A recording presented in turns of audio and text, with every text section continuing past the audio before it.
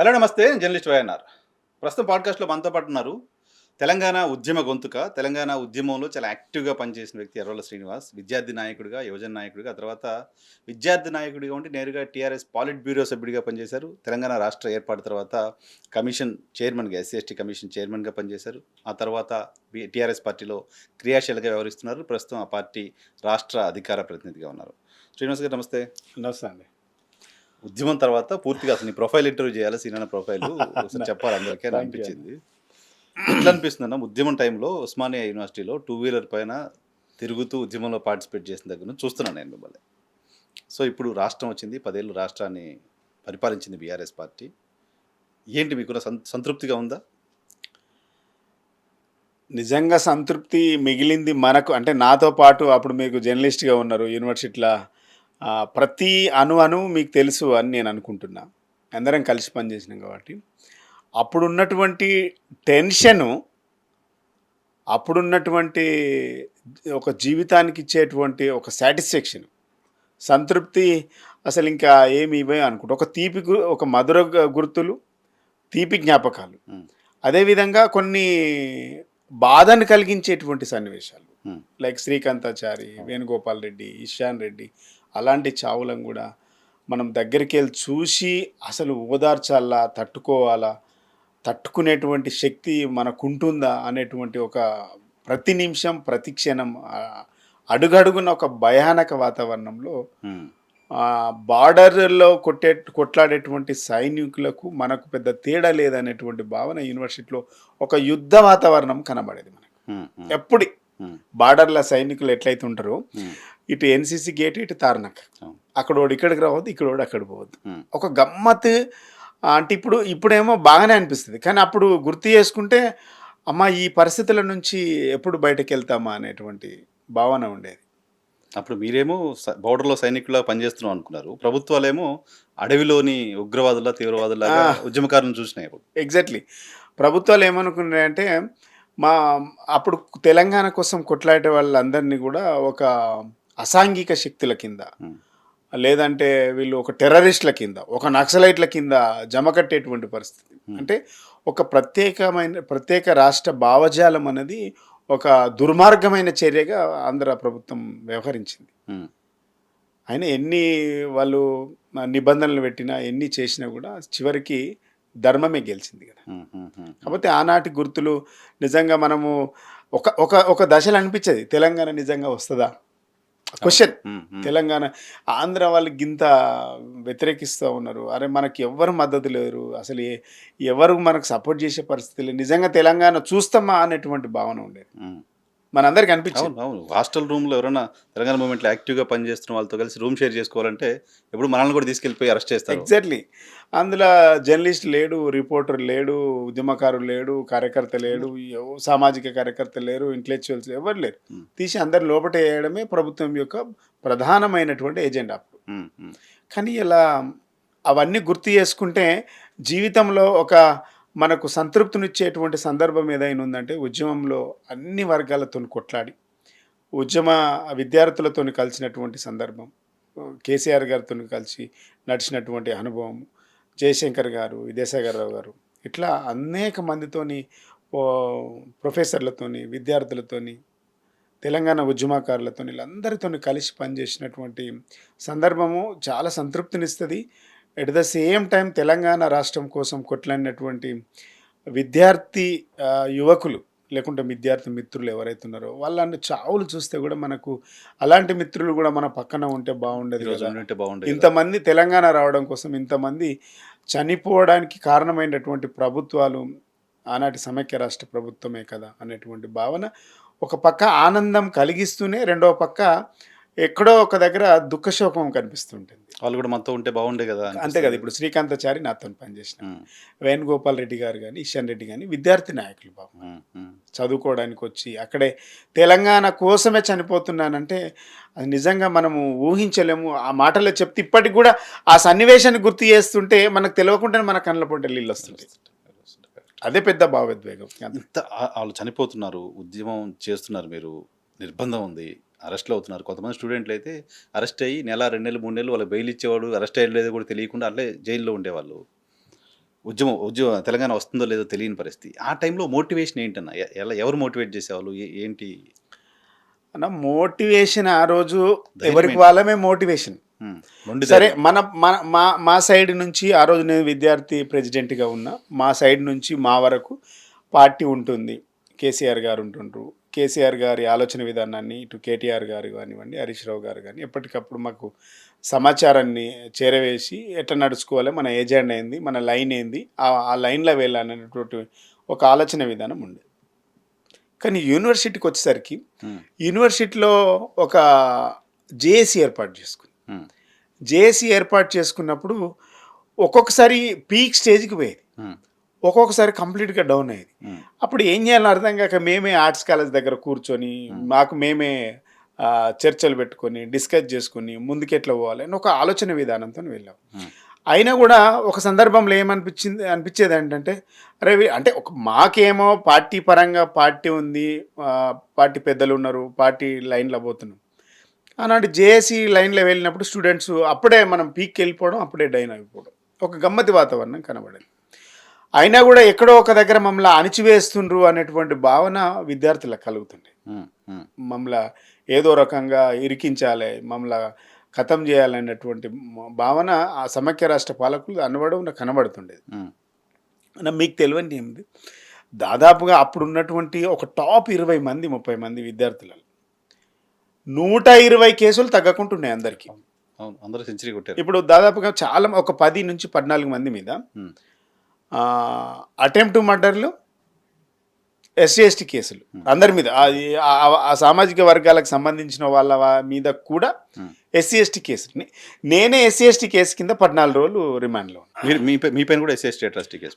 నా పైన SC ST atrocity case పెట్టి దాదాపు 14 రోజులు రిమాండ్. హ్మ్. అంటే కనీసం అంటే ప్రభుత్వం ఉద్దేశపూర్వకంగానే పెట్టింది, ఉద్దేశపూర్వకంగానే రిమాండ్ చేసింది. హ్మ్. కనీసం దాని మీద ఓ విచారణ చేయాలి. కనీసం ఈ చట్టం ఉల్లంఘన జరుగుతుంది, ఈ చట్టము ఎవరి కోసం పెట్టినాము, ఎవరి కోసం పెట్టలేదు, ఈ పెట్టిన ఎవరి కోసం అయితే పెట్టినామో వాళ్ళని కూడా అట్రాసిటీ కేసులో ఇరికించి జైల్లో పెడుతున్నాము అన్నటువంటి సోయి కూడా ప్రభుత్వాలు కనీసం ప్రశ్నించేటువంటి ప్రయత్నం చేద్దామంటే కూడా ఆ రోజు గొంతు నులిమేటువంటి ప్రయత్నం. అంటే నాతో పాటు ఈ వర్గానికి సంబంధించినటువంటి వ్యక్తులు దాదాపుగా అందులో ఉన్నటువంటి వాళ్ళు సగం మంది హ్మ్. Atrocity case వేసేశారు. బాధితులే మంది. బాధితులేమన్నా? అంటే దుర్వినియోగం జరిగిందనడానికి అదొక పెద్ద నిదర్శనం ఉమ్మడి రాష్ట్రంలో. ఉమ్మడి రాష్ట్రంలో. అంటే ఇక ఈజీ ఏంటంటే అట్రాసిటీ. అట్రాసిటీ కేసు పెట్టి లోపడేస్తే మినిమం 14 రోజులు హ్మ్. హ్మ్. రిమాండ్. అది హ్మ్. అంటే ప్రభుత్వాలు అంత దుర్మార్గంగా వ్యవహరించినాయి. హ్మ్. ఆనాడు చేస్తున్నటువంటి దుర్మార్గాన్ని ప్రశ్నిస్తే కూడా అసలు వాళ్ళ మీద కూడా కేసులేదు. హ్మ్. అంటే అంత అంత దుర్వినియోగం చేసింది ఆ రాష్ట్ర ప్రభుత్వం నిజంగా. సో చూస్తాం, తెలంగాణ రాష్ట్రాన్ని చూస్తాం, తెలంగాణ రాష్ట్రాన్ని మనం పాలించుకుంటాం అని అనుకునేవాళ్ళ?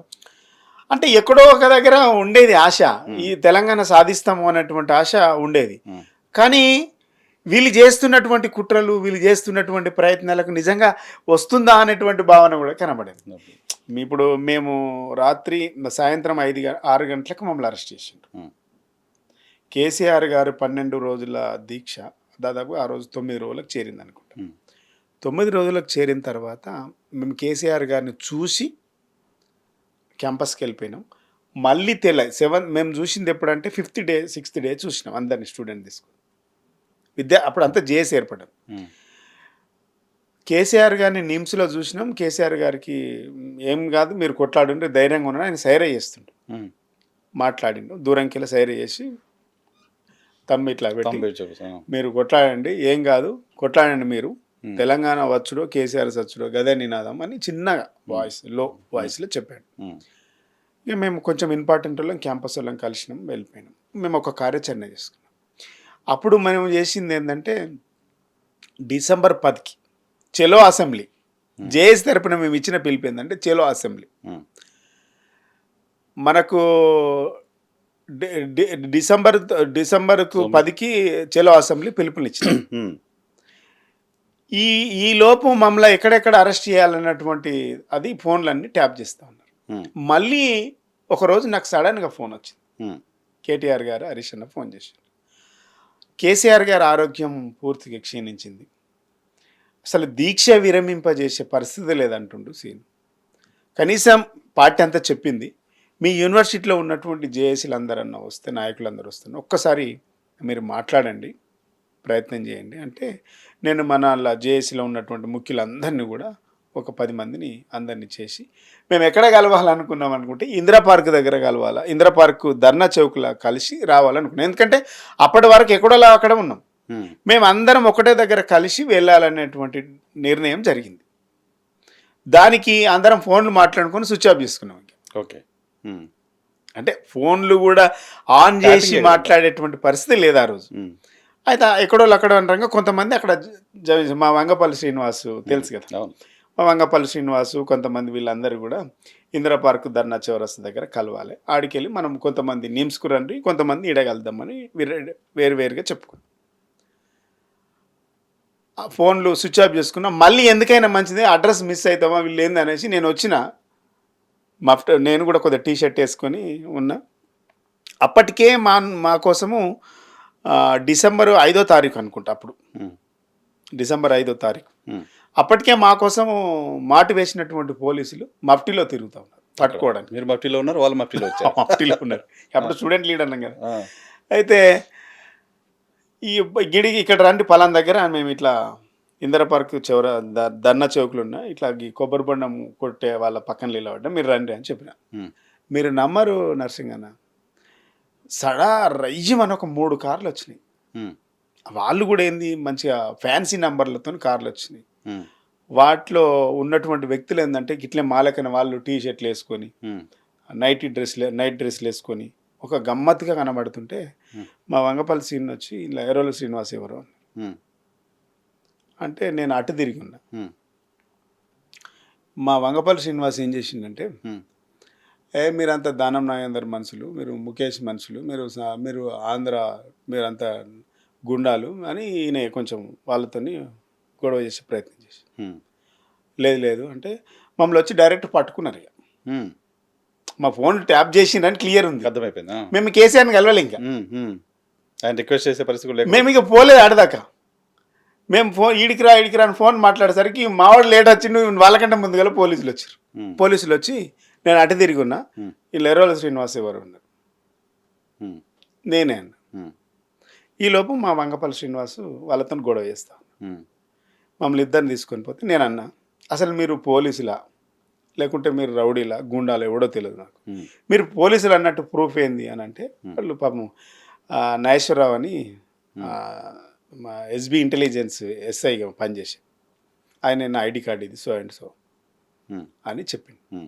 ఓకే, చూసిన తర్వాత మేము ఓకే అని ఇలా మాతో ఉన్న 10-15 మందిని లోపట్టేసి ఇంతమంది అవసరం లేదు, మేము ఒక 4 వస్తాం, వీళ్ళందరూ మాతో ఉన్నటువంటి స్టూడెంట్స్, వీళ్ళకి ఏం సంబంధం లేదు, తీసుకుపోయి టాస్క్ ఫోర్స్ ఆఫీస్ తీసుకుపోయి, ఈలోపు మమ్మల్ని ఇంకెవరెవరు ఉన్నారు అందరు రాత్రి నుంచి మీరు బిలీవ్ చేయరన్న 6 గంటలకు మమ్మల్ని అరెస్ట్ చేస్తే ఇందిరా పార్క్ ధర్నా చౌక్లా, నీకు తెల్లారి 5 గంటల వరకు ఇంటరాగేషన్. అబ్బా, తెల్లారి 5 గంటల వరకు ఇంటరాగేషన్. ఇక్కడ రాత్రి అంతా సికింద్రాబాదు టాస్క్ ఫోర్స్ డీసీపీ ఆఫీస్లో, అంటే 1 by 1 మమ్మల్ని ఒక 4 స్టూడెంట్ లీడర్స్ని 1 by 1 ఒకరి తెలియకుండా ఒకరు తెలియకుండా ఒకరు, మీరేం చెప్తారో వాళ్ళు ఏం చెప్తారో రకరకాలుగా ఇట్లే ఒక డార్క్ రూమ్ ఉంటుంది, ఇట్లా డార్క్ రూమ్లో పెట్టి డార్క్ రూమ్లో ఇక బెదిరించడం. ఒక ఆయన గన్ను తీస్తాడు, ఒక ఆయన ఇది తీస్తాడు, తీసి మీరు ఒప్పుకోవాలి ఇవన్నీ మేమే పాల్గొట్టినామని. మేము మా చేతిలో లేదు ఉద్యమం, ప్రజల చేతిలోకి వెళ్ళిపోయింది. టీఆర్ఎస్ పార్టీ ఎప్పుడు విధ్వంసాన్ని సృష్టించలేదు. 10 సంవత్సరాల తెలంగాణ ఉద్యమం లేనాడు కూడా మేము బస్సులు కాలబెట్టలేదు, మేము ఏనాడు కూడా అద్దల మార్గంలో ప్రజాస్వామ్య పద్ధతిలో కేసీఆర్ గారి నాయకత్వంలో తెలంగాణ ఉద్యమం కొనసాగుతాం. దీంట్లో చొరబడ్డది ఎవరంటే ఎవరు చొరబడ్డది తెలియదు, పోలీసులు ఎక్కువ ఉన్నారు ఇంట్లో. ఎందుకంటే ఇషాన్ రెడ్డి చనిపోయిన నాడు కానీ, యాదయ్య చనిపోయిన నాడు కానీ ఎక్కువ ఎవరు లొల్లి పెట్టిన వాళ్ళు ఎవరు అని అంటే కొత్తగా రిక్రూట్మెంట్ అయినటువంటి కానిస్టేబుల్సే ఎక్కువ అటాక్ జరిగింది. వాళ్ళే రెచ్చగొట్టిండ్రు. తెలంగాణ ఉద్యమంలో ఎవరు కూడా విద్యార్థులు రెచ్చగొట్టలేదండి.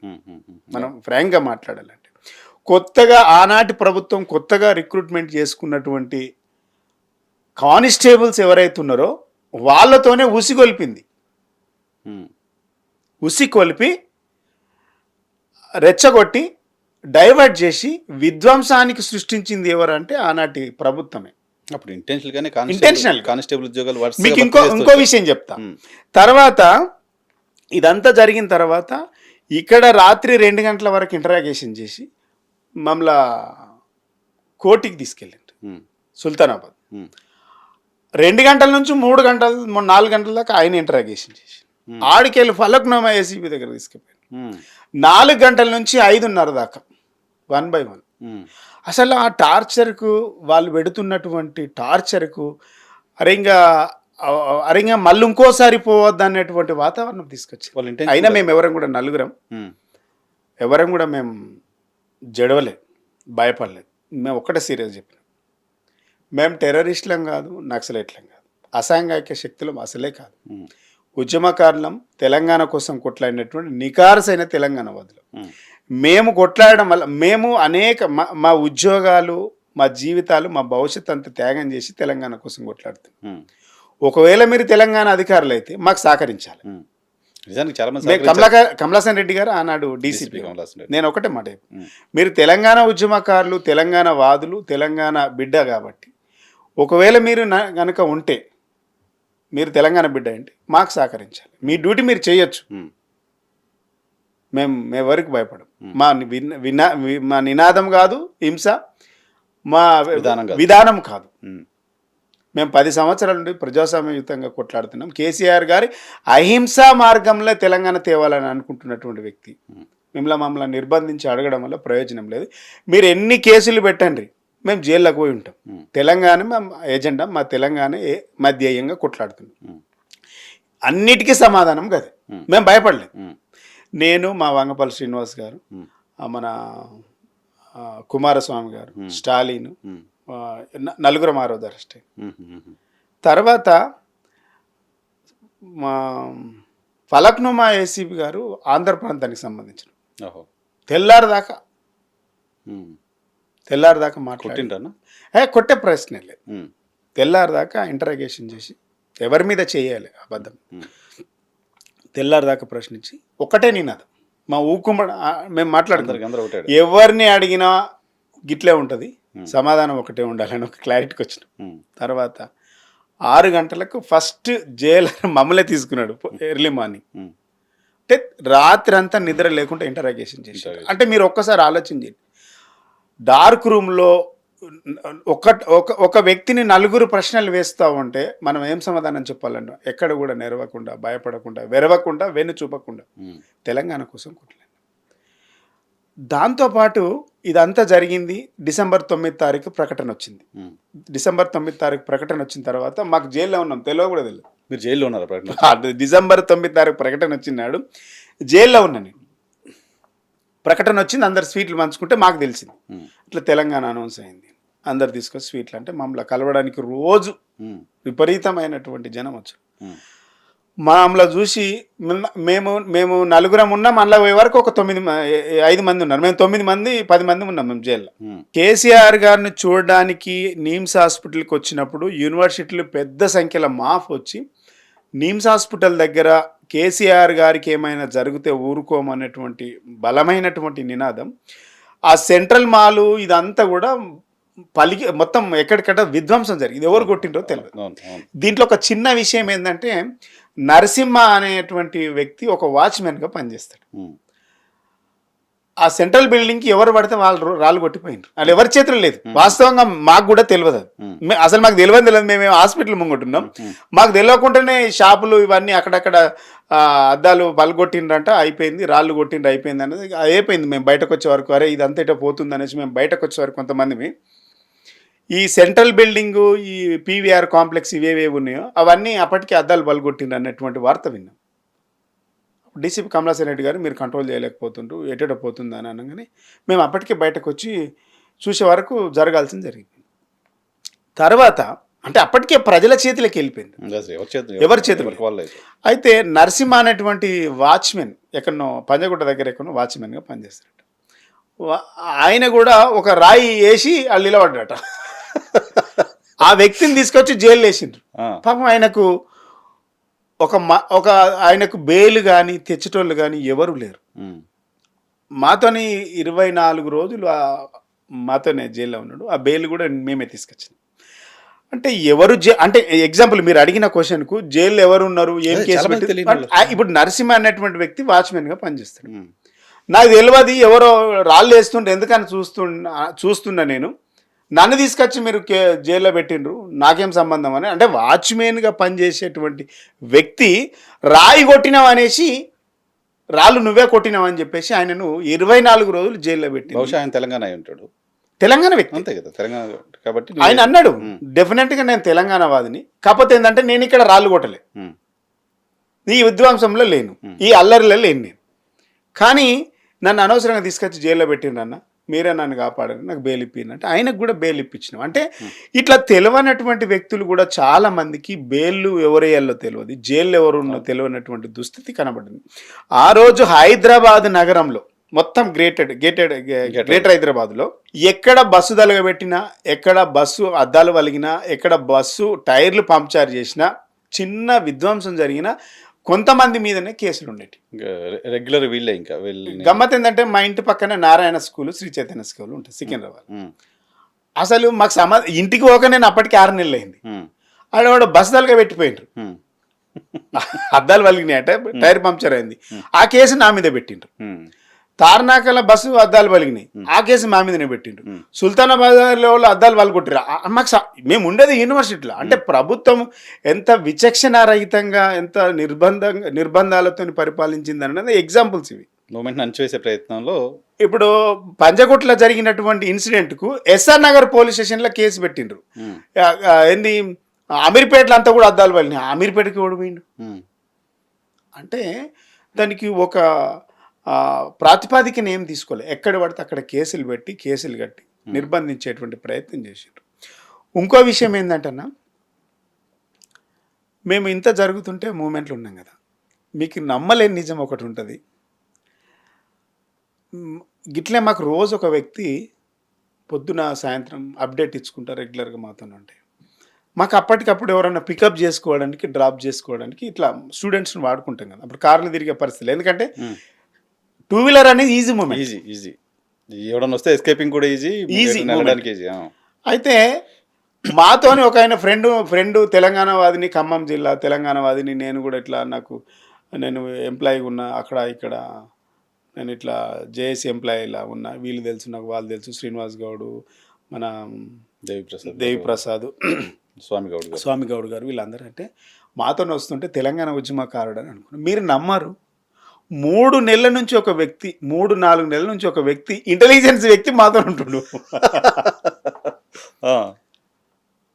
తెలంగాణ అన్నాడంటే మనోడే అనుకుంటా, జై తెలంగాణ అంటుంటూ మాతోనే తిరుగుతుండు. కాకపోతే ఏంటంటే సైడ్కి పోయి ఇన్ఫర్మేషన్ ఇస్తున్నది మేము చూస్తలేం. ఏం చేస్తుండు అని అంటే, మేము మొత్తం ఇన్ఫర్మేషన్ అంతా తీసుకొని మీకు ఇస్తున్నా అని చెప్తుండు. ఒక 3 నుంచి 4 నెలల వరకు ఆయన మాతోనే, ఒక ఇంటెలిజెన్స్ వ్యక్తి మాతోనే ఉంటుండు. ఒకరోజు సాక్షి పేపర్, నాకు బాగా తెలుసు, సాక్షి పేపరు పలానా వ్యక్తుల వెనుక ఇంటెలిజెన్స్ వ్యక్తి ఉన్నాను ఫోటో కొట్టి వార్త వచ్చింది. ఓకే, అప్పటి వరకు మేము ఎంత బ్లైండ్గా వెళ్ళినా, నాకు గుర్తుందా వార్త కదా, ఇట్లా ఫలానా వ్యక్తులు ఎంబడి తిరుగుతున్నట్టే. తెలంగాణ భవన్కి వచ్చిన, కేసీఆర్ గారి ఇంటికి వచ్చిన, హరీష్ రావు గారి ఇంటికి వచ్చిన, లేకుంటే ఉద్యమం యూనివర్సిటీలు పోయినా, ఎక్కడ పోయినా ఆ వ్యక్తి ఉంటుండు అనేసి వార్త వచ్చినాక, అరే మేము చూసుకున్నాక మేము డైరెక్ట్ ఆయన ఇంటికి పోయినాం. ఆ రోజు నుంచి ఈ రోజు వరకు కనవల్లే వ్యక్తి, మళ్ళీ కనవల్లే. ఈ 10 ఏళ్ళలో కనీసం టచ్లో కూడా రాలే నాకు.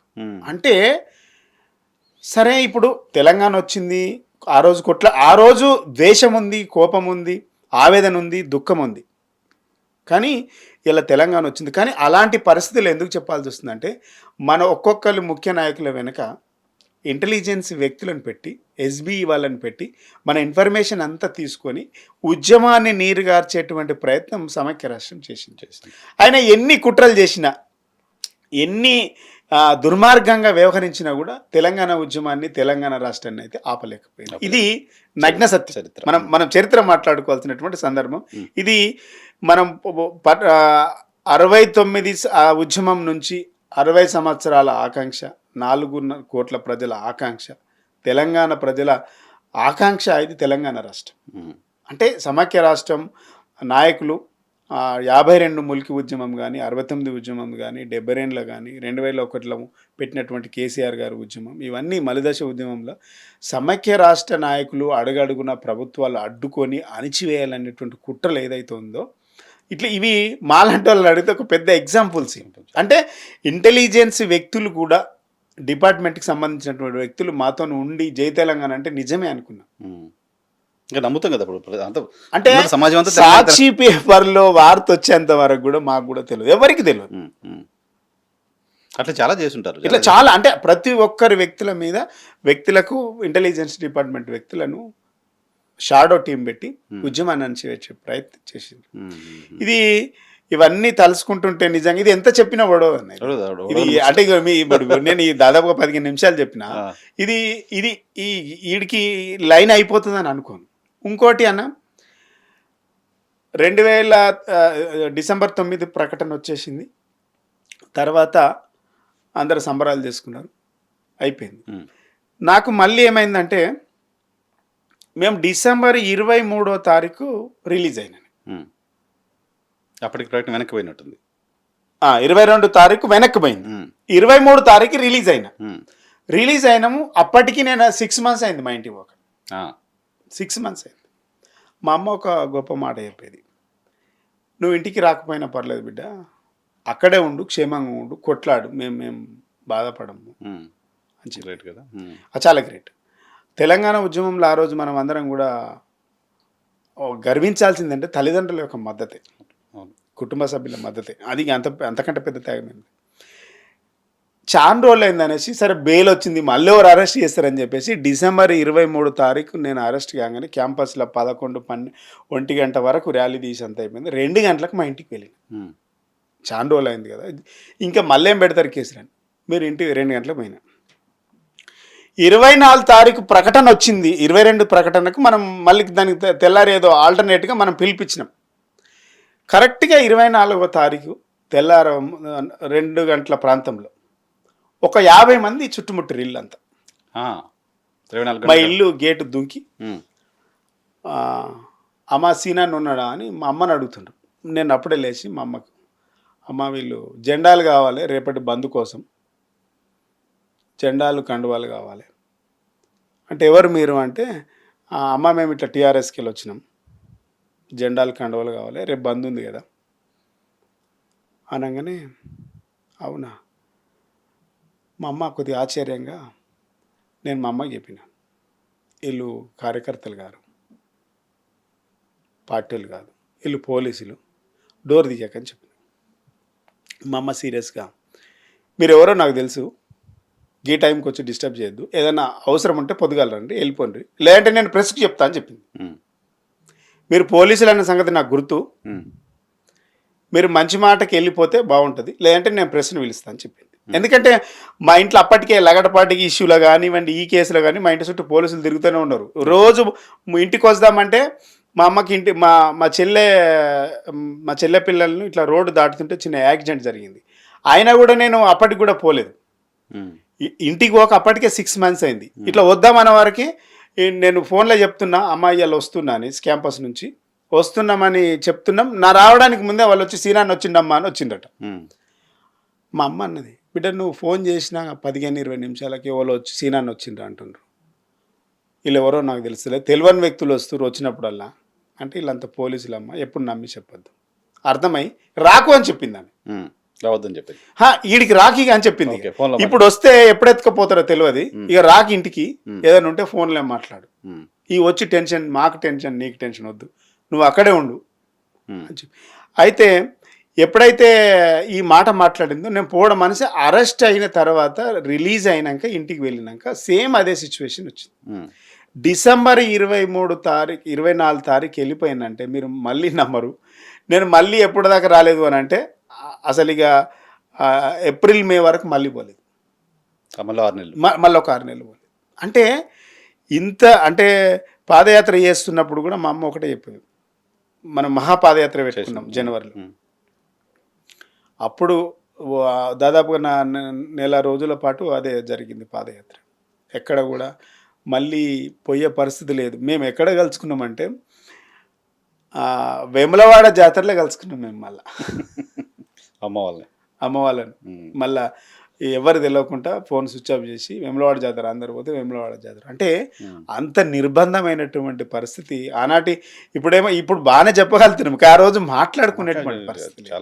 అంటే అంత పెద్ద నిర్బంధాన్ని చేసినటువంటి సమైక్య రాష్ట్ర పాలనలో ఇంకా చెప్పుకోపోతే చాలా విషయాలు ఉంటాయి. అంత సర్వీస్ చేశారు కదా, అంత త్యాగాలు చేశారు.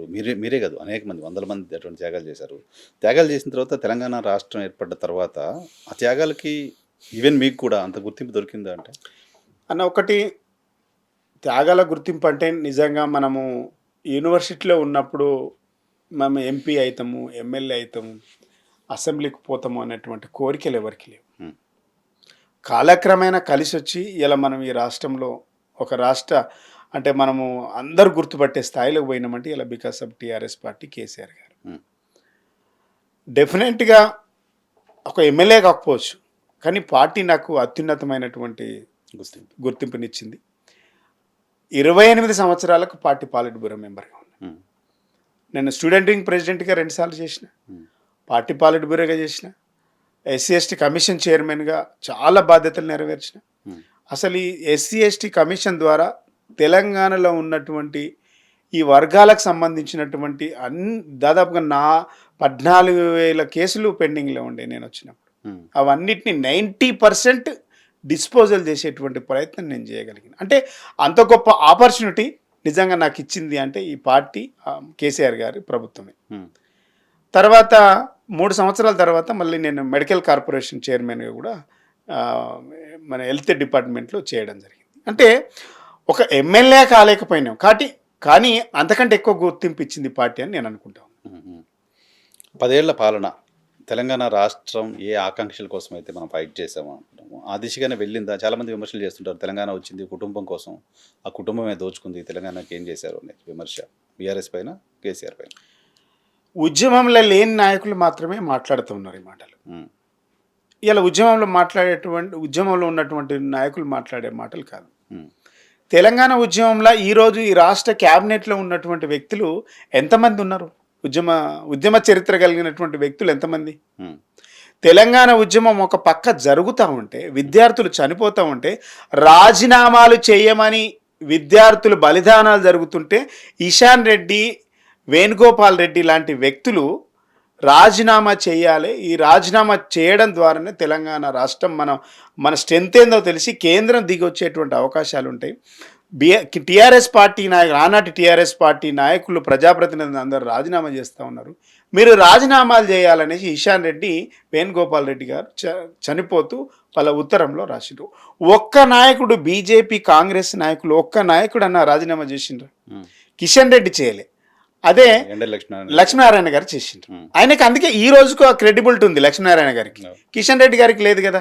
రేవంత్ రెడ్డి గారు ఉద్యమకారుల మీద పిస్తోల్ రైఫల్ పెట్టి కాల్చి చంపుతా అనేటువంటి భయానక వాతావరణం ఆనాడు ర్యాలీ తీస్తున్నటువంటి సందర్భం కనబడుతుంది.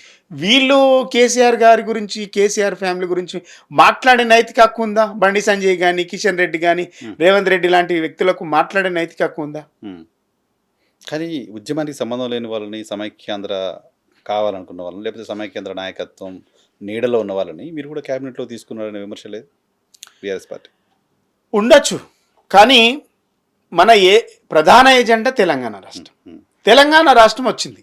తెలంగాణ రాష్ట్రం వచ్చిన తర్వాత ఈ రాష్ట్రంలో రాజకీయ పార్టీలకు మనుగడ లేదు. ఈ రాష్ట్రంలో రాజకీయ పార్టీలకు మనుగడ లేనప్పుడు ఆల్టర్నేట్గా వాళ్ళు వెతుక్కోవాల్సినటువంటి పరిస్థితి ఏర్పడ్డది. ఎవరికైనా క్షమాపణ అనేదే పెద్దది. మనిషి యొక్క జీవితంలో క్షమాపణ అనేది చాలా పెద్దది. మన వైపు వచ్చాడంటే మన ఐడియాలజీ నమ్మి వచ్చినట్టుగా 100%.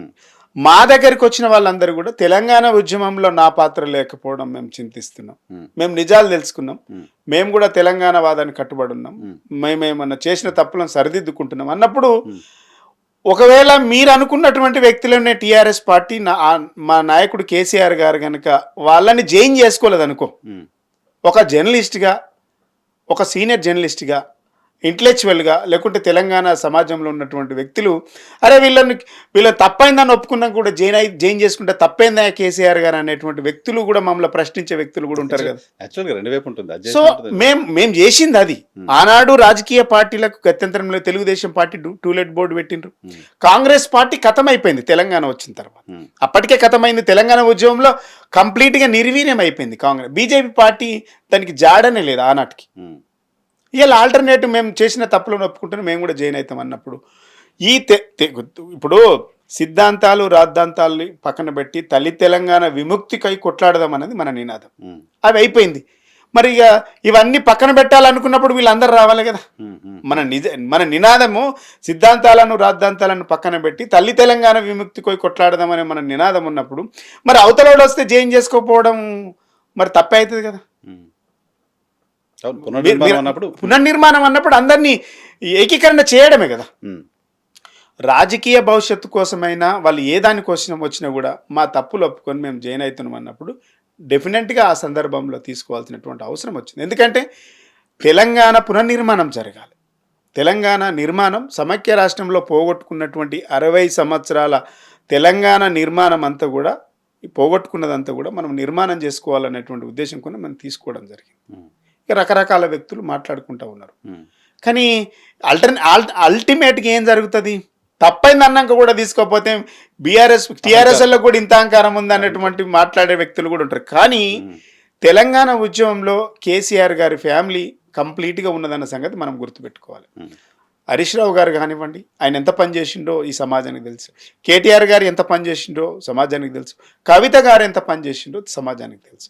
ఇలా తెలంగాణ రాష్ట్ర సాధన కోసం వాళ్ళ అలిపెరగని పోరాటం చేసి ఉంటేనేమో కుటుంబ పాలన అంటుండ్రు.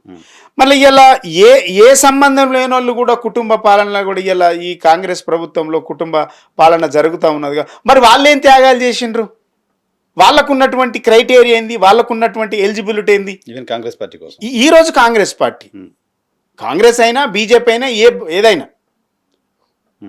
ఇలా కుటుంబ పాలన అని చెప్పేటువంటి వ్యక్తులు, ఈ కుటుంబ పాలన గురించి మాట్లాడుతున్నటువంటి వ్యక్తులు వీళ్ళు తెలంగాణ ఉద్యమంలో ఉన్నారు, వీళ్ళు అరెస్టులలో ఉన్నారు, వీళ్ళు జైళ్ళల్లో ఉన్నారు, వీళ్ళు రైలు రోకలో ఉన్నారు, రోడ్ రోకలో ఉన్నారు, అన్ని కేసులలో ఉన్నారు, జైళ్ళ పాలైనరు, కేసులైనవి. కాబట్టి తెలంగాణ సమాజమే యాక్సెప్ట్ చేసింది కదా. ఎలక్షన్లో గెలిచిండ్రు, ఒక్కసారి కాదు 4-5 సార్లు గెలిచినటువంటి వ్యక్తులు. ఇలా మీరు వాళ్ళను పట్టుకొని కుటుంబ పాలన అన్నటువంటి వ్యక్తులు, కుటుంబ పాలన మీది, ఏ సంబంధం లేనటువంటి వ్యక్తి ఎంపీటీసీ కాదు, జెడ్పీటీసీ కాదు, వార్డు మెంబర్ కాదు, అలాంటి వ్యక్తులకు కలెక్టర్లు ఇలా స్వాగతం పలికి ఇలా మీరు పూల బుక్యాలు ఇచ్చి స్వాగతం పలికేటువంటి పరిస్థితి. మరి ఇదే రకమైనటువంటి కుటుంబ పాలన అడుగుతా ఉన్నాం. ఇది కుటుంబ పాలన కాదా? ఏ త్యాగం చేసిండ్రు,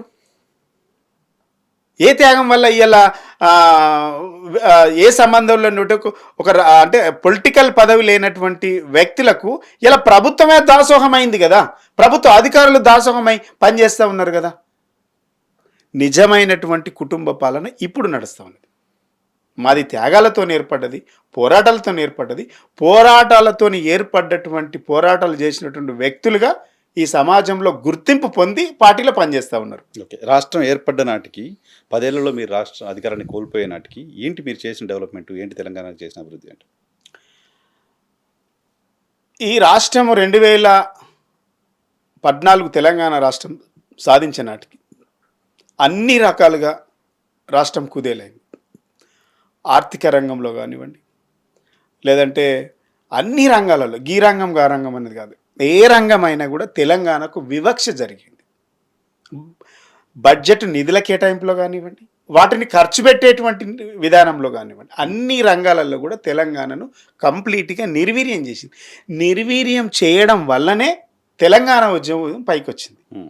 మొదటి నుంచి ముల్కీ నుంచి 69 610 జీవో నుంచి కూడా మొత్తం 610 అన్యాయాలకు వ్యతిరేకంగానే అన్యాయం చేస్తురని కాబట్టే తెలంగాణ ఉద్యమం మీదికి వచ్చింది. అది 52 అయినా 69 అయినా 2001లో కేసీఆర్ గారు తీసుకున్నటువంటి నిర్ణయమైంది. ఎందుకు వచ్చిందంటే ఈ పాలకుల వివక్ష వల్ల, ఈ పాలకుల నిర్ణయాల వల్ల, అణిచివేత వల్ల. అంబేద్కర్ గారు చెప్పిండ్రు, ఎక్కడైతే అణిచివేత ఉంటుందో, ఎక్కడైతే నిర్బంధాలు ఉంటాయో, ఎక్కడైతే అణిచివేయబడతారో తప్పకుండా అక్కడ ఉద్యమాలు పుట్టుకొస్తాయని చెప్పిండ్రు. భారత రాజ్యాంగాన్ని రాసి రాజ్యాంగ సభకి ఇచ్చేటప్పుడు తను చెప్పినటువంటి మాటలు చెప్తా ఉన్నా. ఇక్కడ 60 సంవత్సరాలుగా అణిచివేయబడ్డారు, నిర్బంధించబడ్డారు, ఇక్కడ ఉన్నటువంటి సంపద కొల్లగొట్టబడింది కాబట్టి ఇక్కడ ఉద్యమం లేచింది. నిజంగానే సమైక్య పాలకులు 56 నుంచి నిజంగానే మీ వాటకు జనాభా నిష్పత్తి ప్రకారం మీకెంత వాటా ఇస్తుండ్రో తెలంగాణ ప్రజలకు కనుక అంత వాటా ఇచ్చి ఉంటే నీళ్ళల్లో కానీ నిధులలో కానీ నియామకాల్లో కానీ, మన ప్రతిపాదిక 3 కదా, మన ప్రధాన ఎజెండా నీళ్లు, నిధులు, నియామకాలు. ఈ 3 కూడా తెలంగాణ ప్రజలకు అందలేదు. ఈ 10 ఏళ్లలో మీరు అందించారా? డెఫినెట్గా ఈ 10 సంవత్సరాలలో ఈ 10 సంవత్సరాలలో తెలంగాణ రాష్ట్ర ప్రజలకు సమైక్య రాష్ట్రంలో పోగొట్టుకున్నదంతా కూడా కేసీఆర్ గారు సృష్టించగలిగిండ్రు. నీళ్లు తీసుకొచ్చినాం. తెలంగాణ రాష్ట్రంలో ప్రధానంగా తెలంగాణ ప్రాంతంలో నీళ్లు, నిధులు, నియామకాలు 52,000 ఉన్నటువంటి బడ్జెట్ను మనము 3 లక్షల వరకు పెంచుకోగలిగాం. 3 లక్షల వరకు పెంచుకోవాలి. అదేవిధంగా ఎన్ని ప్రాజెక్టులు కట్టుకున్నాం. సమైక్య రాష్ట్రంలో 1,20,00,000 ఎకరాలు పారితే ఈరోజు 2 కోట్ల చిల్లల ఎకరాలకు ఇలా సాగునీరు అందించేటువంటి పరిస్థితి మనం కల్పించుకోగలిగాం. ఇలా తెలంగాణలో ఎక్కడ చూసినా సస్యశ్యామలమైనటువంటి తెలంగాణ కనబడుతూ ఉన్నది. ఇలా వరి ధాన్యం పెరిగింది, సంపద పెరిగింది. ఇలా ఒకప్పుడు ఎకరం భూమి అమ్ముకొని బిడ్డ పెళ్లిలో కొడుకు పెళ్లిలో చేయాలనుకున్నటువంటి దుస్థితి నుంచి 1 ఎకరం భూమి ఉంటే చాలు, ఇలా నేను 1 కోటీశ్వరుని అనేటువంటి స్థాయి సంపద తెలంగాణ ప్రజలకు నమ్మకాన్ని, విశ్వాసాన్ని ఇవ్వగలిగినటువంటి ప్రభుత్వం మాదే కదా. ఇలా మేము ఏం చేసినామంటే కేసీఆర్ గారి సంపద పెంచి ప్రజలకు పంచిండు. ఇలా 2014 సంవత్సరంలో తెలంగాణ రాష్ట్రం వచ్చినప్పుడు ఈ రాష్ట్ర జిఎస్డిపి రేటు ఎంత 1,24,000 నుంచి ఈరోజు 3,50,000 వరకు పెంచుకోగలిగినాం. ఎట్లా పెరిగింది? తలసరి ఆదాయం పెంచుకోగలిగినాం. ఆ రోజు స్టాంప్స్ అండ్ రిజిస్ట్రేషన్స్ వచ్చేటువంటి ఆదాయము 2014లో 2,2800 కోట్లు ఫర్ యానం. ఈరోజు ఫర్ యానం వచ్చేసి మేము దిగిపోయే నాటికి 14,000 కోట్లకు పెంచుకోగలిగినాం. ఇలా ఎట్లా పెరిగింది సంపద? తలసరి ఆదాయం వచ్చేసి 12% పెంచుకోగలిగినాం మేము. ఇలా మీరు ఏం చేస్తున్నారు? 9% పడిపోయింది అది. ఇంతకంటే ఇంకా పెరిగినట్టు అంటే ఇప్పుడు 2023 మేము దిగిపోయే నాటికి అది 3 లక్షలు ఎంత ఉంది తలసరి ఆదాయం. తెలంగాణ తలసరి ఆదాయం నేషనల్ యావరేజ్ కంటే ఎక్కువ ఉంది. అవును. అంటే ఇలా మీరు ఏం చేస్తూ ఉన్నారు అంటే 2014 వరకు మీరే ఉన్నారు కదా. 2014 వరకు మీరే ఉన్నారు. మరి 2004 నుంచి 2014 వరకు కాంగ్రెస్ పార్టీ అధికారంలో ఉంది. మరి ఎందుకు పంచలేదు నిధులు?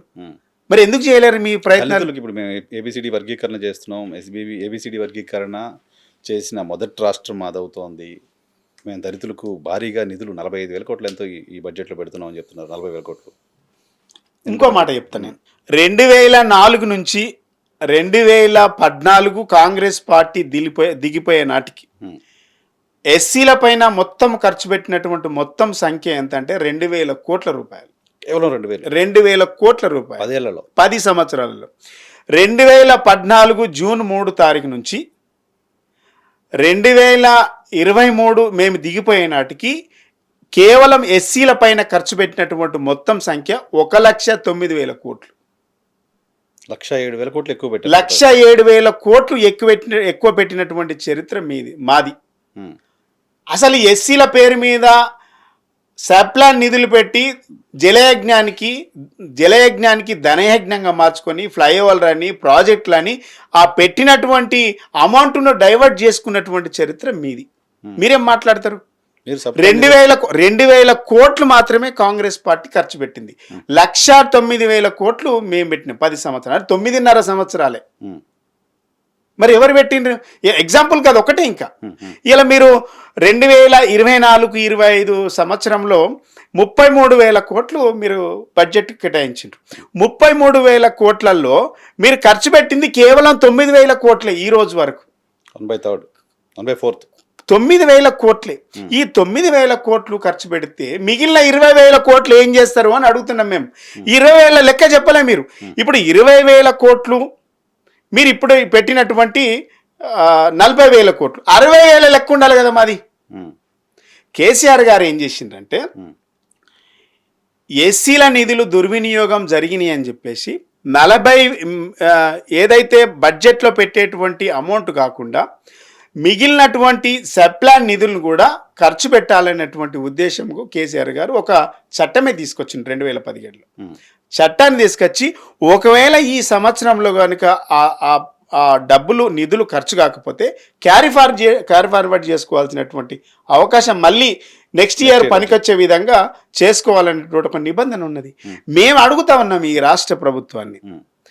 33,000 కోట్లు మీరు పెట్టిండ్రు కదా, దాంట్లో పెట్టింది మీరు 9,000 కోట్లే కదా, మిగిలిన 23,000 కోట్లు క్యారీ ఫార్వర్డ్ అయితేయా కాదా చెప్పండి, వాటి సంగతి ఏంది అని చెప్పాలి అని. ఈ టైంలో మీరు చట్టం తీసుకొచ్చామని చెప్తున్నారు, కానీ అప్పుడు కూడా ఎస్సీ ఎస్టీ సబ్ ప్లాన్ నిధుల్ని పూర్తిగా ఖర్చు చేయలేదు, పూర్తిగా పెట్టలేదు అనే విమర్శ కూడా లేదు. మేము పెట్టిన దాంట్లో అసలు ఇక నాకు తెలిసి ఈ సమైక్య రాష్ట్రంలో ఎవరు కూడా ఖర్చు పెట్టలేదు. ఎందుకనంటే బడ్జెట్లో పెట్టిన దానికంటే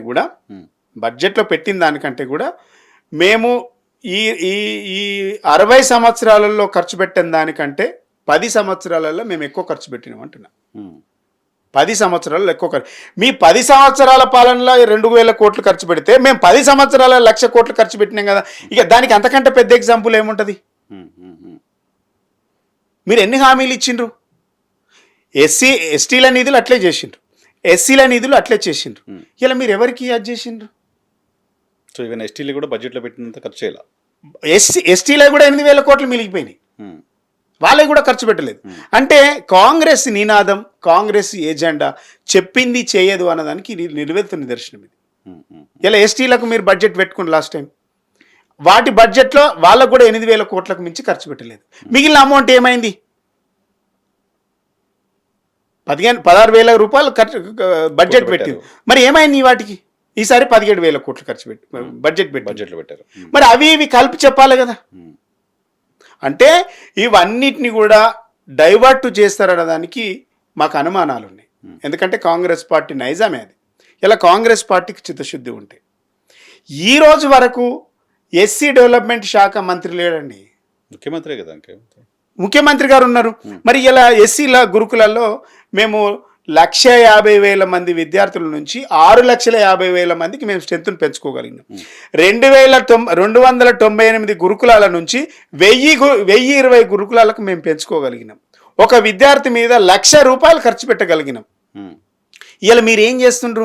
విద్యార్థులకు కడుపు నిండా తిండి లేక, పౌష్టిక ఆహారం లేక ఇలా విద్యార్థులందరూ కూడా ఇలా చనిపోయేటువంటి దుస్థితి మీ ప్రభుత్వం కల్పించింది కదా. ఇలా విద్యార్థులు ఏం అడుగుతుండ్రు? మాకు కడుపు నిండా భోజనం పెట్టుండి అంటుండ్రు. మేము 1:5 ఉండేది రేషియో పోటీ పడడానికి, గురుకులాల టెస్ట్కి పోటీ పడడానికి. ఇలా 70% పడిపోయిందండి. సీట్లు అడిగే వాళ్ళు లేరు. ఇలా 70% పడిపోయింది. కానీ ఫుడ్ సరిగా లేకపోవడానికి, అక్కడ ఇబ్బంది ఇప్పుడు తేడా దానికి మంత్రులు మాట్లాడుతున్నారు. మంత్రులకు అవగాహన లేక మాట్లాడుతున్నారు. ఇప్పుడు ముఖ్యమంత్రి గారే సోషల్ వెల్ఫేర్ మినిస్టర్గా ఉన్నాడు. ఈ 15 నెలల్లో మేము అడుగుతా ఉన్నాం మీ వేదిక నుంచి, 15 నెలల్లో సోషల్ వెల్ఫేర్ శాఖ మీద ఒక్కరోజు రివ్యూ జరిగిందా? ఒక్కరోజు జరిగిందా? మీరు పేపర్లో చూసిండ్రా? 83 మంది విద్యార్థులు చనిపోయినారు. 83 మంది, అక్షరాల 83 మంది విద్యార్థులు ఇలా పేద బిడ్డలు, పేద తల్లుల బిడ్డలు చనిపోయినారు. ఆ తల్లుల శోకము కనబడతలేదా ఈ ప్రభుత్వానికి? కడుపు నిండా తిండి పెట్టమని అడుగుతుంది కదా. ఏం అడుగుతుంది ఈ సమాజం? ఎవరికి కావాలని 40,000 కోట్లు అని అడుగుతా ఉన్నాం. కడుపు నిండా 3 పూటలు భోజనం పెట్టలేని ఈ ప్రభుత్వము ఉంటేం లాభం, లేకుంటేం లాభం ఈ వర్గాలకని అడుగుతా ఉన్నా నేను. ఇంటిగ్రేటెడ్ మోడల్ స్కూల్స్ అని ఒక్కొక్కటి స్కూల్ ఇంటిగ్రేటెడ్ మోడల్ స్కూల్ అనేది ఒక పెద్ద కుట్ర. నేను ఎందుకు అంటున్నాం అంటే, మేము గురుకులాలు ఏవైతే పెట్టినామో గురుకులాల్లో చదువుతున్నటువంటి విద్యార్థులకు కడుపు నిండా భోజనం పెట్టండి, పౌష్టిక ఆహారాన్ని పెట్టండి, లేదు అని అంటే నాణ్యమైనటువంటి చదువు ఇవ్వండి, అంతే తప్ప మీ ఇంటిగ్రేటెడ్ స్కూళ్ళని పెట్టి మళ్ళీ కాంట్రాక్టర్లకు టెండర్లు రప్పచెప్పి కమిషన్లు తీసుకునేటువంటి ఈ నీచమైనటువంటి ఆలోచనను మానుకోండి అని అంటా ఉన్నాను. కానీ అలా కాదుగా, అందరిని ఒక దగ్గర పెట్టి మానిటర్ చేయడానికి ఈజీగా ఉంటుంది. రకరకాల కులాల పేరుతో విడదీసి స్కూల్స్ పెట్టేశారు. అలా కాకుండా ఇంటిగ్రేటెడ్ స్కూల్స్ పెడితే బెటర్ ఎడ్యుకేషన్, క్వాలిటీ ఎడ్యుకేషన్ ఇవ్వగలుగుతాను ప్రభుత్వం చెప్తాను. ప్రతి నియోజకవర్గం నేనేమంటున్నా, నియోజకవర్గంలో ఉండేటువంటి అన్నిటిని తీసుకొచ్చి ఒక దగ్గర పెట్టాలి వీళ్ళు అన్నటువంటి విధానం. అంత జాగా ఉందా, అంత ఇన్ఫ్రాస్ట్రక్చర్ ఉందా, అది ఈ సంవత్సరానికి అయ్యేటువంటి పరిస్థితి ఉందా? ఎందుకు డిస్టర్బ్ చేస్తారు? ఎక్కడైతే మండలానికి ఒక గురుకులాలు ఉందో, నియోజకవర్గానికి రెసిడెన్షియల్స్ ఉన్నాయో వాటికి నాణ్యమైన భోజనాలు అందించండి. ఇప్పుడు 100 మంది ఒక దగ్గర ఉన్న వాళ్ళనే మీరు మెయింటైన్ చేయలేకపోతున్నారు. వీళ్ళందరిని ఒక దగ్గరకు వస్తే 600 నుంచి 1000 మంది ఒకటి దగ్గరకు వచ్చేటువంటి పరిస్థితి. 1000 మందిని ఒకటే దగ్గర పెట్టి మానిటరింగ్ చేసేటువంటి వ్యవస్థ ఈ ప్రభుత్వం దగ్గర ఉందా అని అడుగుతా ఉన్నాను నేను. సో మానిటరింగ్ కష్టమవుతుంది. మానిటరింగ్ కష్టమవుతుంది, వాళ్ళకు భోజన సదుపాయాలు కష్టమవుతాయి, వాళ్ళన్నింటినీ కూడా చదువు చెప్పించడంలో కూడా, విద్యార్థులను ఒప్పించడంలో కూడా కష్టమవుతుంది. నా ఉద్దేశం, నేను సోషల్ వెల్ఫేర్ స్టూడెంట్ని, నా 100 మందిని 150 మందిని మెయింటైన్ చేయడమే చాలా కష్టం. నువ్వు 1000 మందిని ఒకటే దగ్గర తీసుకొచ్చి చేస్తావంటే గొర్రె మందల తోలి ఈ వర్గాలకు చదువే రాకుండా చేస్తుంది, చదువు లేకుండా చేసేటువంటి కుట్ర చేస్తుందని నేను అనుకుంటా ఉన్నా. మీరు దళితుల బడ్జెట్ పెట్టలేదు, దళితుల బడ్జెట్ ఖర్చు చేయట్లేదు, ఈ వర్గాలకు సంబంధించిన పిల్లలు ఇబ్బంది పడేలా చేస్తుందని ప్రభుత్వం పైన విమర్శలు చేస్తున్నారు. కానీ ఆ వర్గాలకు సంబంధించిన వాళ్ళంతా ముఖ్యమంత్రి ఫోటోకి పాలాభిషేకం చేస్తున్నారు, ముఖ్యమంత్రి అద్భుతంగా ఈ వర్గాల కోసం పనిచేస్తున్నారని చెప్తున్నారు. ఫోటోలు ప్రేమపూర్వకంగా ఎవరు చేయట్లేదు, వాళ్ళకు వాళ్ళు చేసుకుంటున్నారు. ఈ గురుకులాల్లో చదువుతున్నటువంటి విద్యార్థుల పేరెంట్స్ మీరు ఇంటర్వ్యూలు చేయండి. ఎవరైనా గురుకులాల్లో చదువుకున్నటువంటి విద్యార్థులు మనస్ఫూర్తిగా ఉంటున్నారా? మనస్సాక్షిని చంపుకొని ఉంటున్నారు, ఆత్మసాక్షిని చంపుకొని ఉంటున్నారు. దిక్కు లేక పేదరికం అడ్డొచ్చి చదివియ్యాలనేటువంటి స్తోమత లేక, ఫీజులు కట్టుకోలేనటువంటి స్తోమత లేక విద్యార్థులను అక్కడే ఉండి చదివిపిస్తున్నారు. కానీ ఈ రోజులు తల్లిదండ్రులు ఏం కోరుకుంటున్నారంటే, ఈ చదువు సంగతి దేవుడు ఎరుగు కానీ నా బిడ్డ క్షేమంగా ఉంటే చాలు అని పిల్లల్ని మళ్ళీ గ్రామాలకు తీసుకెళ్ళి ఇంటి దగ్గరికి తీసుకెళ్లేటువంటి పరిస్థితి కనబడతా ఉన్నది. వర్గీకరణ అంశంలో, నిధులు కేటాయింపుల అంశంలో బడ్జెట్ తర్వాత ఈ వర్గాలకు సంబంధించిన వాళ్ళు పాలాభిషేకం చేస్తున్నారు ముఖ్యమంత్రి గారికి.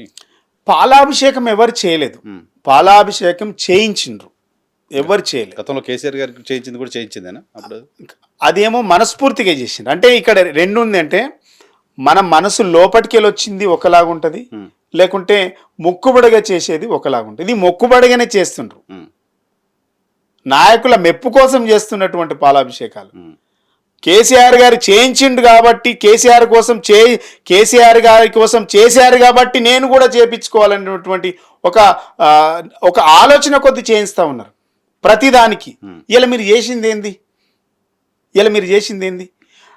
నేను ఒక్కటే, నా బాధ ఏంటంటే అన్న, నేను గురుకులాల్లో చదువుకున్నటువంటి విద్యార్థిగా, ఒక పూర్వ విద్యార్థిగా 83 మంది విద్యార్థులు చనిపోతే 1000కి పైగా విద్యార్థులు అస్వస్థతకు గురైతే ఈ రోజు వరకు ఆ అధికారుల మీద సస్పెన్షన్ వేయట్లేదు, అధికారుల పైన ఎలాంటి నోటీసులు ఇవ్వకుండా, వాళ్ళకు కనీసం ఎందుకు చేశారన్నటువంటి వివరణ తీసుకోకుండా ఈ రోజుకు అదే ప్రక్రియ కొనసాగుతూ ఉన్నది. సమీక్ష లేదు, సమావేశం లేదు. ఇలా డ్రాప్ అవుట్ 6,50,000 మంది విద్యార్థుల స్ట్రెంత్ ఎందుకు తగ్గింది అనే రివ్యూ లేదు.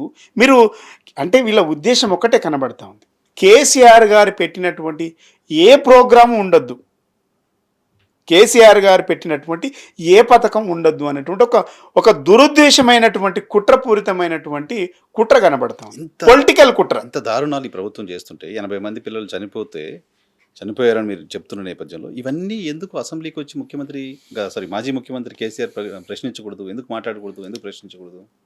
నేనేమంటున్నా,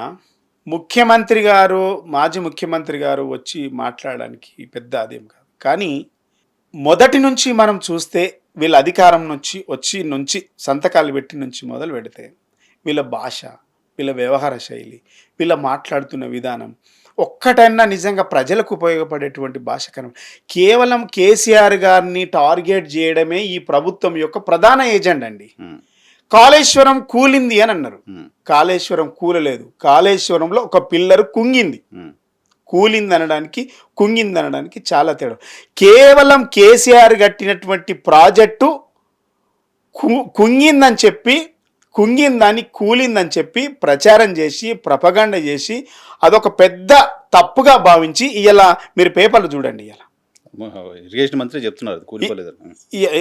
ఇలా ఇరిగేషన్ మంత్రి ఇలా కాళేశ్వరం ఎండిపోయిందండి. కాళేశ్వరం కేసీఆర్ మీద ఉన్నటువంటి కోపంతో కాళేశ్వరాన్ని ఎండబెట్టి ఇలా పంటలన్నీ ఎండబెట్టినటువంటి దుర్మార్గమైనటువంటి చర్య ఈ ప్రభుత్వాన్ని. దాన్ని ప్రశ్నించారు కదా ముఖ్యమంత్రి. నేనేమంటున్నా, ఇది కేవలం కేసీఆర్ గారు కట్టిండనే ఇలా మీరు కాళేశ్వరాన్ని ఎండబెట్టిండ్రు. అదేవిధంగా దానితో పాటు అనేక గురుకులాలు కూడా అంతే. కేసీఆర్ గారు గురుకులాలు పెట్టిండని చెప్పేసి వాటిని నిర్లక్ష్యం చేసిండ్రు. కేసీఆర్ గారు గురుకులాలు పెట్టిండనేసి వాటిని నిర్లక్ష్యం చేసి ఇలా వాటిని ఇంటిగ్రేటెడ్ కింద తీసుకొస్తా ఉన్నారు. ఇలా కేసీఆర్ గారు అట్లా ఇంకా చాలా పథకాలు పెట్టిండ్రు. రైతు బంధు అనేటువంటి పెద్ద పథకం. మేము 10,000 కేసీఆర్ 10 ఇస్తే మేము 15 ఇస్తామని చెప్పిండ్రు. మీ 15,000 వచ్చినాయా? ఇప్పటి వరకు వచ్చినాయా? మీరు ఇచ్చినటువంటి మాటలేంది, మీరు ఇచ్చినటువంటి వాగ్దానాలు ఇప్పటి వరకు 15,000 వేసిండ్రా? రైతులకు కౌలు రైతులకు 15,000 ఇస్తాం ఎంబడే ఇచ్చిండ్రా? ఇప్పటి వరకు రాలేదు. ఇలా కేసీఆర్ గారు రైతు అకారణంగా చనిపోతే, ఆకస్మితంగా చనిపోతే ఆ కుటుంబానికి గుంట ఉన్నా 5 ఎకరాలు ఉన్నా 2 గుంటలున్నా 5 లక్షల రూపాయలు దినవారం నాటికి ఆ చెక్కు ఇంటికి వెళ్ళేటువంటి పరిస్థితి. ఈరోజు రైతులు దాదాపుగా 450 మంది రైతులు చచ్చిపోయింది. రైతులకు కనీసం భరోసా ఇస్తుండ్రా ఈ రాష్ట్ర ప్రభుత్వం? ఇవన్నీ కేవలం కేసీఆర్ గారిని ప్రధాన దోషిగా చూపించడానికి ఈ రాష్ట్ర ప్రభుత్వం పనిచేస్తుంది తప్ప ప్రజల కోసం పనిచేయట్లేదు. ఇలా ప్రజల కోసం ఎక్కడ కూడా పనిచేయట్లేదు. ఏమంటున్నా, కేసీఆర్ గారు ప్రశ్నించారు కదా, అసెంబ్లీకి వెళ్ళాలి కదా, ఇవి ఎందుకు చేయట్లేదు? డెఫినెట్గా ఇలా మా హరీష్ రావు గారు, కేటీఆర్ గారు, మా సభ్యులు మాట్లాడే వాటికే లేదు, సమాధానం లేదు. ప్రభుత్వం బిత్తరపోతా ఉన్నది. ఇలా నిండు అసెంబ్లీ సాక్షిగా ఏం మాట్లాడుతున్నాడు ముఖ్యమంత్రి? పండబెట్టి బట్టలు ఇప్పదీసి కొడతా ఒక్కొక్కరిని నా కొడుకులారేమనుకుంటున్నా. మీకు క్యాడర్ ఉందో లేదో, నాకైతే లక్షలాది మంది సైన్యం ఉన్నారు నా కోసం. మాకు సైన్యం కొత్తనా? సైన్యం గురించి మాకు చెప్తానరా? బీఆర్ఎస్ పార్టీకి ఉన్నటువంటి సైన్యం 65 లక్షల మంది. 65 లక్షల మంది అఫీషియల్ సభ్యులు చెప్తాం మేము. మాకు సభ్యులు లేరా? మీరు నిండు శాసనసభలో అసెంబ్లీ సాక్షిగా బట్టలూడ తీసి కొడతాం ఒక్కొక్కరిని. మనం ప్రమాణ స్వీకారం చేసింది ఏంటంటే భారత రాజ్యాంగం మీద ప్రమాణ స్వీకారం రాగద్వేషాలకు అతీతంగా పనిచేస్తామని చెప్పింది. కానీ ఇలా నా కొడుకు, నా బిడ్డను, నా భార్యను తిడితే నాకు నొప్పేస్తుంది, మీరు నొప్పేస్తుంది. మీకు రాగద్వేషాలను దృష్టిలో పెట్టుకొని మాట్లాడుతున్నారు కదా. మీరు మాట్లాడిన దానికి, మీరు చేసేదానికి, మీరు ప్రమాణ స్వీకారానికి ఏమైనా సంబంధం ఉందా? కానీ ముఖ్యమంత్రి కుటుంబ సభ్యులపైన లకారాలు మాట్లాడుతూ అటువంటి లకారాలు ఇలా మీరు నేర్పినటువంటి విద్య. ఆనాడు మీరు కేసీఆర్ గారి మీద వాడినటువంటి భాష అంటున్నా. మేము ఏ రోజు కూడా మీ గురించి మాట్లాడలే కదా. కేసీఆర్ గారి మీద మాట్లాడినటువంటి మీరు ఆ భాష ఎందుకు మీరు ఖండించలే? ఆ రోజు రాష్ట్ర రాజకీయాలలో మంచి భాష ఉండాలని మీరు ఎందుకు ఆ రోజు సవరించలే? ఈరోజు ముఖ్యమంత్రి అయిన తర్వాత కూడా పండబెట్టి తొక్కుతా, నార తీస్తా, తోడుకలు తీస్తా, లాగుల తొండలు దొడుగుతా, పేగులు తీసి మెడకేసి ఊరేగుతా. ఇదేం భాష అండి? రాష్ట్రంలో ఇంటలెక్చువల్స్, భాషా సంఘానికి సంబంధించిన వ్యక్తులందరూ కూడా డిస్కస్ చేసుకుంటారు. ఈ మాటలు వింటే పిల్లలు చెడిపోతున్నారు. స్కూల్ మీటింగ్కి అదే మాట్లాడతారు వీళ్ళు, మహిళా మీటింగ్కి అదే మాట్లాడతారు. స్కూల్లో పిల్లలు 10th క్లాస్ బిలో ఇంటర్మీడియట్ పిల్లలకు కూడా గదే భాష మాట్లాడుతారు మీటింగ్లకు పోయి. మహిళా సంఘాల మీటింగ్ పోయి కూడా తోడుకలు తీస్తా, పండబెట్టి తొక్కుతా, పేగులు తీసి మెడకేసుకొని తిరుగుతా, ఊరేగుతా, మానవ బాంబుని. అయితే ముఖ్యమంత్రి గారు మాట్లాడాల్సినటువంటి మాటలు కావు. పార్టీ సోషల్ మీడియా కూడా ముఖ్యమంత్రి కుటుంబ సభ్యులపైన రకమైన మీరు ఇప్పటికి తీసుకోండి, మా అఫీషియల్ పేజీలో ముఖ్యమంత్రి వాళ్ళ కుటుంబాల పైన ఎవ్వరు కూడా మేము అంత నీచంగా ఎవ్వరు కూడా పెట్టట్లేదు, మాకు సంబంధం లేదు. ప్రజల ఆవేదన, రైతు ఆవేదన, ఒక ఆటో కార్మికుడు ఆవేదన, ఒక గురుకులాల్లో చదువుకున్నటువంటి బిడ్డను కోల్పోయినటువంటి తల్లి తండ్రి ఆవేదన, ఒక ఆటో కార్మికుడికి 12,000 రూపాయలు ఇస్తామని ఎగబెట్టిండ్రు కాబట్టి ఒక ఆటో కార్మికుడు ఆవేదనగా మాట్లాడుతుండు. రైతు బంధిస్తామన్నారు, రైతు భరోసా ఇస్తాన్నారు, 2 లక్షల రుణమాఫీ ఇస్తాన్నారు, చెయ్యలేదు కాబట్టి 4 ఎకరాలు ఉంటే 2 ఎకరాలకే నీళ్ళు అందుతున్నాయి కాబట్టి ఎండిన పొలానికి, తడవని పొలానికి రైతు పడుతున్నటువంటి ఆవేదన, రైతు మాట్లాడుతున్నటువంటి ఆవేదన సోషల్ మీడియాలో వస్తే ఎవరో యూట్యూబ్ పెట్టుకొని పెడితే పార్టీకి ఏం సంబంధం, మా సోషల్ మీడియాకి ఏం సంబంధం అని ఈ ప్రభుత్వాన్ని నిలదీస్తున్నా నేను. మాకేం సంబంధం? నిజంగా మీకు చిత్తశుద్ధి ఉంటే మీరు భాష మార్చుకోవాలి. ఈ భాష మాట్లాడొద్దు అనుకుంటేనే అసెంబ్లీలో మీరు భాష మాట్లాడుతూ ఉన్నారు. మరి ఇదే రకమైనటువంటి ఇండికేషన్స్ ఇస్తూ ఉన్నాయి. అంటే భాష మాట్లాడద్దు, ఇలాంటి భాష తగదు అనుకుంటేనే మీరు అసెంబ్లీ సాక్షికి ఏం మాట్లాడుతున్నారు? బట్టలు ఊడదీసి ఒకరిని ఊరేపుతా అంటుండ్రు. అదే భాష. మీకు తెలిసి అన్న, ఇన్ని సంవత్సరాలలో దాదాపుగా మీరు 30 ఏళ్ళ నుంచి ఉంటున్నారు, 30 ఏళ్ళ నుంచి ఉంటుండ్రు కదన్న. ఈ 30 ఏళ్ళల్లో దాదాపుగా ఎంతో మంది ముఖ్యమంత్రులను చూసింటారు. ఒక్క ముఖ్యమంత్రి లేదంటే మనం చదువుకున్నటువంటి చరిత్రలో ఈ భాష మాట్లాడినటువంటి చరిత్ర అసెంబ్లీ సాక్షిగా మనం ఎక్కడైనా చూసుంటామా? అంటే మీకు ఆ భాషలో చెప్తేనే అర్థమవుతుందని ముఖ్యమంత్రి అంటారు. మేము ఏ భాషనైనా రిసీవ్ చేసుకుంటాం. 10 సంవత్సరాలలో మేము ఆ భాష వాడలేదు. కేసీఆర్ గారు వాడిన సందర్భాలు, కేసీఆర్ గారు కొన్ని మాట్లాడిండు, సన్యాసి, దద్దమ్మలు, ఇలాంటి భాష మాట్లాడిండు. కానీ ఇంత నీచంగా ఎప్పుడు మాట్లాడలేదు. ఈ భాష వాళ్ళ ఎమ్మెల్యేలు అట్లే మాట్లాడుతుండ్రు, వాళ్ళ క్యాడర్ అట్లే మాట్లాడుతుంది, వాళ్ళ కింద కార్యకర్తలు అట్లే మాట్లాడుతారు. దానివల్ల ఈ రాష్ట్రము హింసకు ప్రేరేపిస్తుంది ఈ ప్రభుత్వం, ముఖ్యమంత్రి గారే అంటున్నాను నేను. రాగద్వేషాలకు అతీతంగా ఈ రాష్ట్ర ప్రజల శ్రేయస్సు కోసం పనిచేస్తాని ప్రమాణ స్వీకారం చేసినటువంటి ముఖ్యమంత్రి, మంత్రులు ఇలా నీ కుటుంబ సమస్యకు వచ్చేసరికి మా భార్యను, మా బిడ్డను తిట్టిండ్రు కాబట్టి ఇలా నేను ఇట్లా మాట్లాడుతున్నాను. ఎంతవరకు సబాబు? ఒక ముఖ్యమంత్రి హోదాలో ప్రమాణ స్వీకారం చేసినటువంటి వ్యక్తులు అది మాట్లాడాల్సినటువంటి మాటలు కాదు కదా. ముఖ్యమంత్రిగా కాదు, వ్యక్తిగతంగా నా ఆవేదన చెప్తున్నాను దీనిపైన. మీరు ఆవేదన చెప్తుండ్రు కరెక్టే, అవతలటువంటి మనోభావాలు ఎందుకు గౌరవించట్లేదు అంటున్నా నేను. మీ ఆవేదన కరెక్టే, మీ ఒక్కరికే ఉందా నొప్పి? అందరికీ ఉంది కదా. మరి అదే అన్నప్పుడు ఈ భాష మాట్లాడడం తప్పు అని మీరు అనుకోకుండా అంటూనే అసెంబ్లీలో మళ్ళీ ఎందుకు రిపీట్ చేయాల్సి వస్తుంది అంటున్నా నేను. దానికి ఆన్సర్ చేయాలి. ముఖ్యమంత్రి ఆ భాష డెఫినెట్ గా మాట్లాడి ఉండకూడదు. అరే ఈ భాష మాట్లాడడం వల్ల అలాంటి వాళ్ళని కూడా బాధితున్నాయి. మేము ఏదైనా మాట్లాడితే మాకు కూడా కింద కుటుంబాలు. ఈ భాష మాట్లాడడం వల్ల అన్న మీకు ఒక విషయం చెప్తా, ఈ భాష మాట్లాడడం వల్ల ఇది అధికారిక భాషనేమో అన్నటువంటి కార్యకర్తలందరూ కూడా, వాళ్ళ కార్యకర్తలందరూ కూడా ఏ ఆఫీసర్కు ఫోన్ చేసినా కూడా ఇదే భాష మాట్లాడుతున్నారు. మీ ఆఫీసర్లను ఎవరికన్నా మీకు తెలిసిన వాళ్ళు ఉంటే తెలుసుకోండి. అంటే ఇది మీరు ఒక ముఖ్యమంత్రి అట్లా మాట్లాడడం వల్ల ఏమైందంటే ఇదే అధికారికమేమో అనుకుంటారు. ముఖ్యమంత్రి హోదా కదా అది. ఎంత పద్ధతిగా ఉండాలి, మనము ఈ సభను నడిపేటప్పుడు ఎంత హుందాగా ఉండాలి, ఆ కుర్చీకి గౌరవం పెంచాలి కదా. డెఫినెట్గా మేము అడుగుతున్న వాటికి ఈ ప్రభుత్వం దగ్గర ఆన్సర్ లేదు, ఈ ప్రభుత్వం దగ్గర సమాధానం లేదు. అన్ని దొంగ లెక్కలు, అన్ని అబద్ధాలు, ఈ ప్రసంగాలు, వీరు చెప్పేటువంటి బడ్జెట్ అంతా కూడా కేవలం కేసీఆర్ గారి ప్రభుత్వం మీద అభాండాలు వేయడానికి మాత్రమే ఈ బడ్జెట్ ప్రసంగాలు, వీళ్ళు ఇచ్చేటువంటి స్టేట్మెంట్ తప్ప వీళ్ళు ప్రజల కోసం చేసింది ఈ 15 నెలల ఏం లేదు, శూన్యం. కేసీఆర్ గారిని తిట్టుకుంటూ, కేసీఆర్ ప్రభుత్వాన్ని తిట్టుకుంటూ వీళ్ళు ఈ 15 నెలలు గడుపుకొచ్చిండ్రు తప్ప ఈ ప్రజల కోసం ఇచ్చినటువంటి 420 హామీలు, 6 గ్యారంటీల సంగతి మర్చిపోయిండ్రు. ఇంకో విషయము, 6 గ్యారంటీలు సోనియమ్మ ఇస్తే 7వ గ్యారంటీ నేను తీసుకొస్తున్న ప్రజాస్వామ్య తెలంగాణ, ప్రజాపాలన స్వేచ్ఛ ఇస్తున్నా అని చెప్పింది. ఈ స్వేచ్ఛ ఉందా? ఇలా యూట్యూబ్లో ఎవరో రైతు ఎవరో ఆవేదన పెడితే ఒక యూట్యూబ్ ఛానల్ యాంకర్ వాళ్ళు అప్లోడ్ చేసిండ్రు.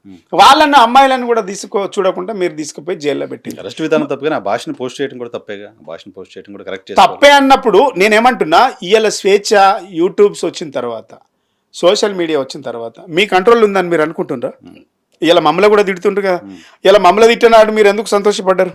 కేసీఆర్ని కూడా అనేక భాష మాట్లాడుతున్నప్పుడు ఈ భాష సరైంది కాదని ఒక ప్రతిపక్ష నేతగా ఉన్నప్పుడు ఎందుకు మాట్లాడలేదు? కేసులు పెట్టారుగా.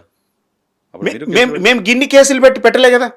మేము నిజంగానే కేసులు పెట్టాలని అనుకుంటే ఇన్ని యూట్యూబ్ ఛానల్స్, ఎంతమంది సోషల్ మీడియా యాక్టివిటీస్లు ఉండకపోయేవాళ్ళు, గుర్తుపెట్టుకోండి.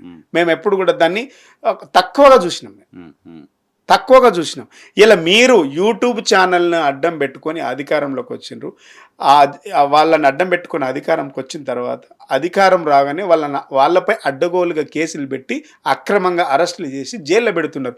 యూట్యూబ్ ఛానల్స్ని వాడుకొని వదిలేస్తున్నది వాళ్ళు, యువకులను నిరుద్యోగులను వాడుకొని వదిలేస్తున్నది వాళ్ళు. రైట్, చూద్దాం ఇంకేందుకు ప్రభుత్వం ఏర్పడతారు. చివరిగా ఎర్రోల శ్రీనివాస్ అన్న ఎప్పుడు చూడొచ్చు చట్టసభలో? డెఫినెట్గా మా పార్టీ అవకాశం ఇస్తుంది. కేసీఆర్ గారి పైన సంపూర్ణమైనటువంటి విశ్వాసం ఉంది. డెఫినెట్గా సమయం సందర్భం చూసి తప్పకుండా నాకు అవకాశం వస్తుంది. మీ కోరిక నా కోరిక నెరవేరుతుందని నేను తప్పకుండా ఆశిస్తున్నాను. రైట్, ఆల్ ది బెస్ట్ అన్న. Thank you very much. సమయం కేటాయించినందుకు. ఇది ఎర్రోల శ్రీనివాస్తో స్పెషల్ పాడ్కాస్ట్ చూస్తూనే ఉండండి. టీవీ. Thank you.